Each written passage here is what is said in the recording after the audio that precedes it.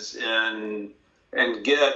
I didn't go through and set up the TFEC version control, but at the end of the day, it's going to be how you guys work in version source code management is going to be the TFEC, but the build pipelines and the release pipelines are not going to be dramatically different. So hopefully you saw that. I think, Danielle, you experienced that. I don't know if you pulled yours into, I don't remember if you pulled yours in, but we did see where we were able to get, I think,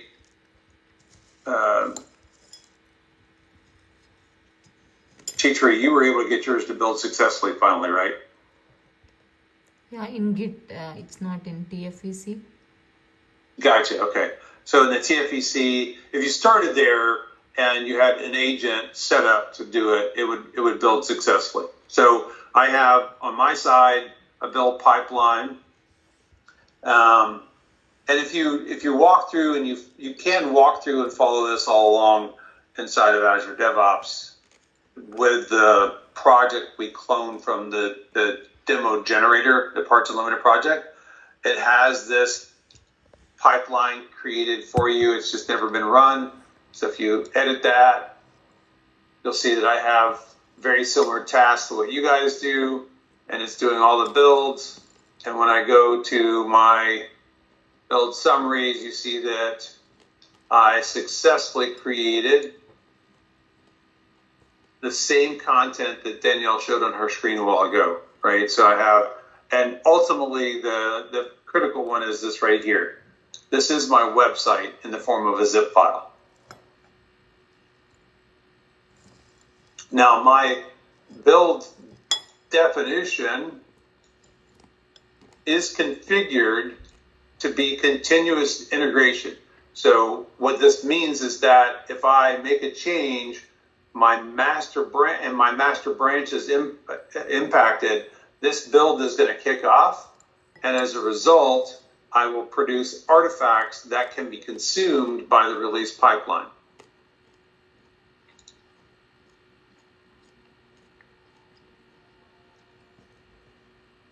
I'll come back to that in a minute. All right, so now I have this release pipeline, and in my release pipeline, the first thing that it does in the dev stage is this ARM deployment, Azure Resource Manager deployment. And you'll see that it's using, I'm actually going to change so it uses a service connection to do the workload. So this was what we were trying to set up a while ago. Here is my service connection that I set up. So if I do a new service connection, what I was trying to get you to experience is this, going through this process. If your subscription was tied to it, it would show up in a list like this. You'd pick out the one you want, and then it would make the connection like I have with this, and now this is going to work and talk to the cloud. So you can see, for example, it's run several different releases in the past. What I was doing is having you go through and use Resource Manager manual, and if I do that,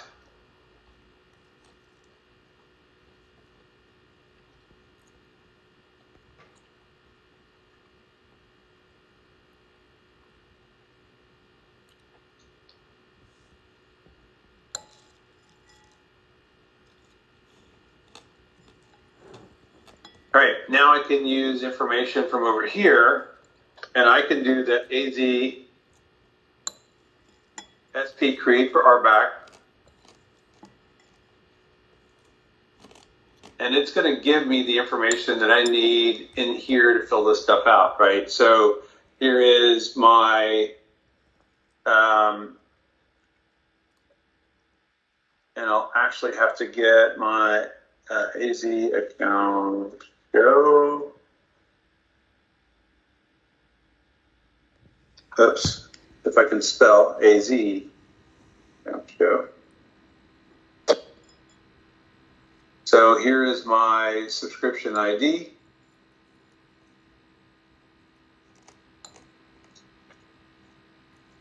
Wait a minute, let's see. Nope, that's not the one I want. So AZ login.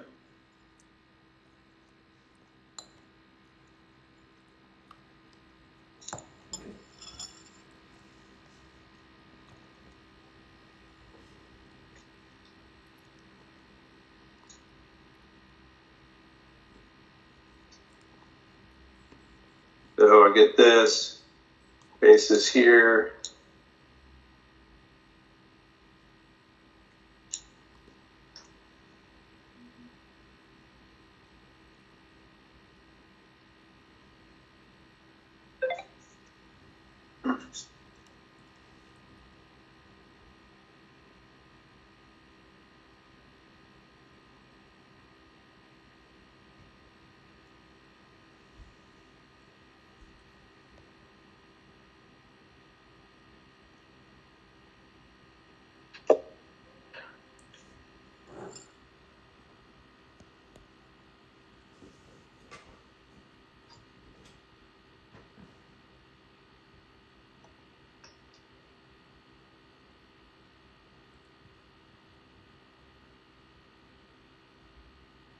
All right, so AZ account show. All right, this is my default account. This is my work account. So I'm going to do this and grab that subscription ID. Now, because I created that RBAC a while ago under my personal account, I need to recreate it now that I've logged into my Microsoft account. So now I need to provide a subscription name, which is right here.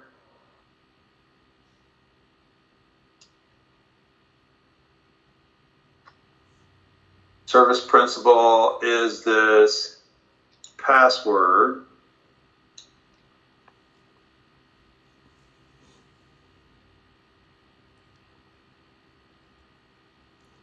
Actually, no, it's the password goes here.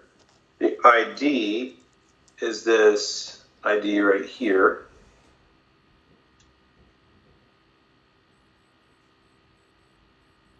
And then the tenant ID is this tenant right here. Then verify. And service connection name, parts, unlimited service connection. Verify and save. All right, so now I've successfully created a service connection here that I can go back and use. I'm actually going to close these other things down. All right, but I can go back and use, if I go to my release pipeline that I was just in, and I edit it, I'm going to go in here to my job. Here's where I'm using that. So now I can actually use that service connection I just created. So here I'm going to have to tell it that I want to do this in the East US. Everything else is already pre-populated here. So these are going, this part right here is going to use some stuff in my source code, those ARM templates that we talked about, and it's going to generate resources in my cloud account.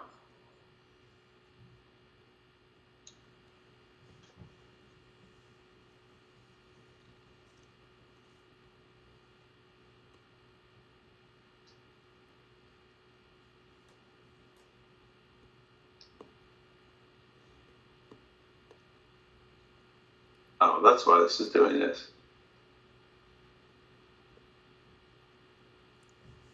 All right, so it's going to create resources in, not in this one.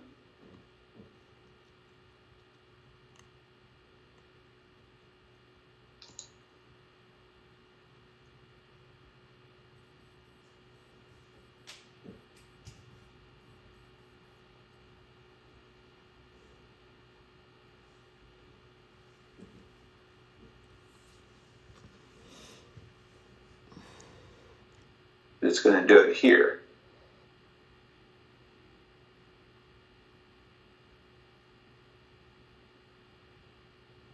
All right, so, and I already have a resource group here. So what I'm going to do, just to make sure we create a new one, it's actually going to create this ASP.NET one over here, right? So I don't have any resources at the moment. So, and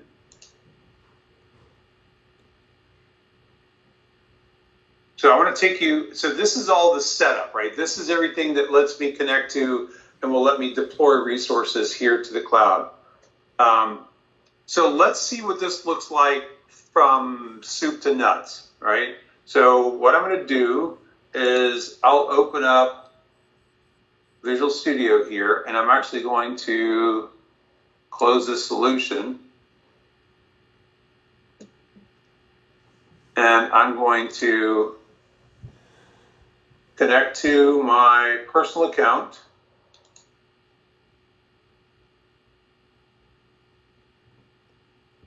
And I am connected, okay. And I'm going to clone this repository.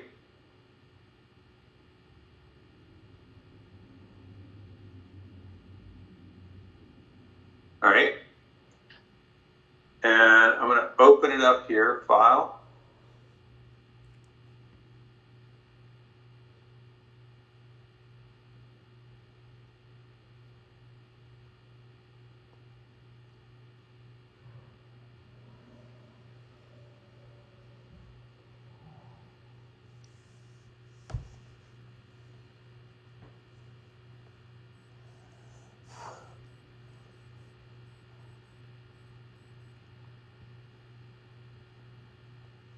All right, and let's just make sure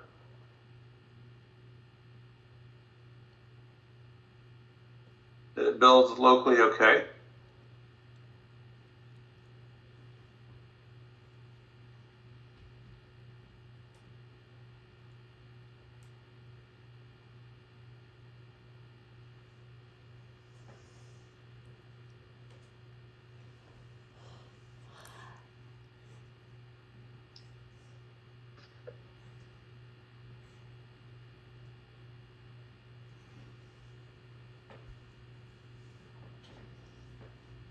Wait for the page to render.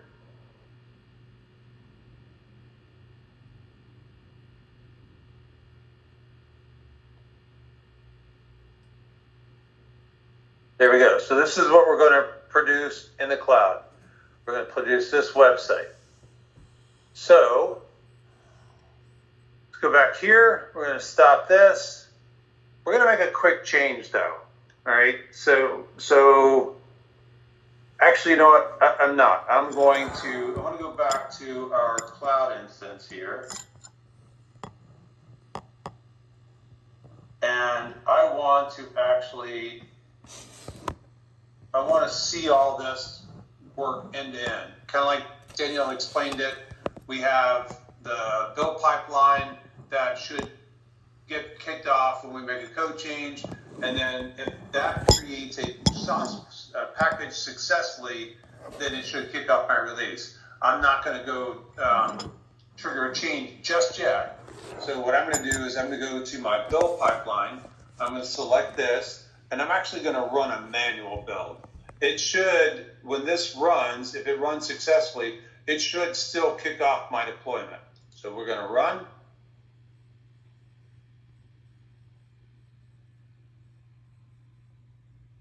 And then over here, we're going to look for a resource group get created in the release pipeline called ADO, I think it was ADO net something other.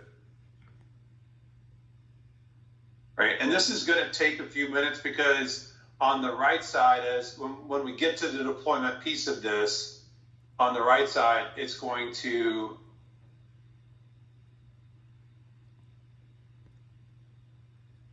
need to create SQL Server instances and all that kind of stuff.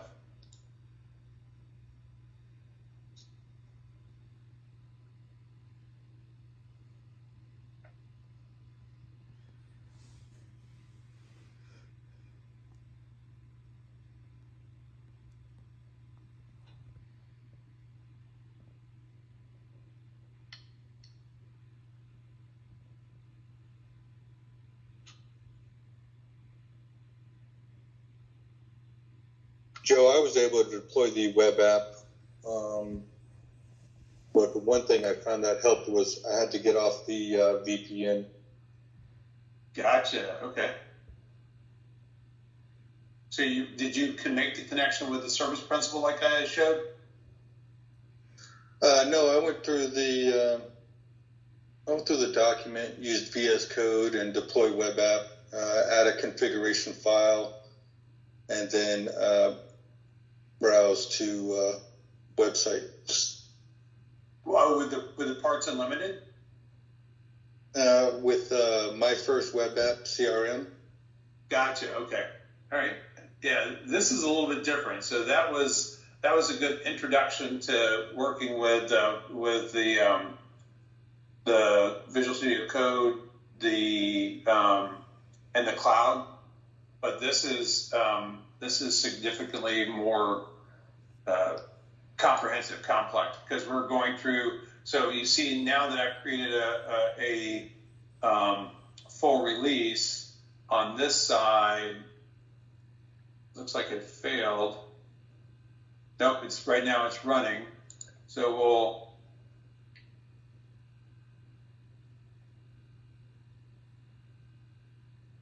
so by the fact that it created that, it automatically kicked this off. And so now we're going through the deployment. And the first thing that it's doing is reaching out to the cloud. And if it went well,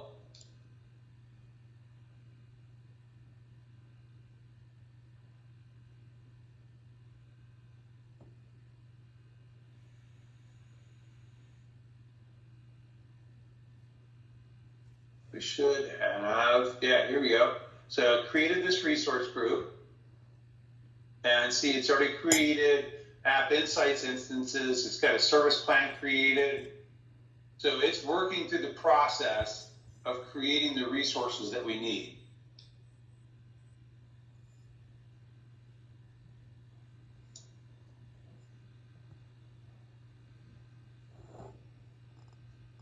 Refresh this again. So it's running through the resource files, creating the resources. Now remember, I didn't have any of this stuff when I started, or I didn't have this resource group, I didn't have App Insights or the service plan. None of this existed before I got started. And right now, it's going through and deploying that ARM template to add all these resources. So it's building a SQL Server instance, and it's going to add databases and all that kind of stuff. So why don't we do this? Why don't we take about a 15-minute break? All the resources should be created when we get done, and come back, and then I'll show you the site running live in the cloud from this deployment.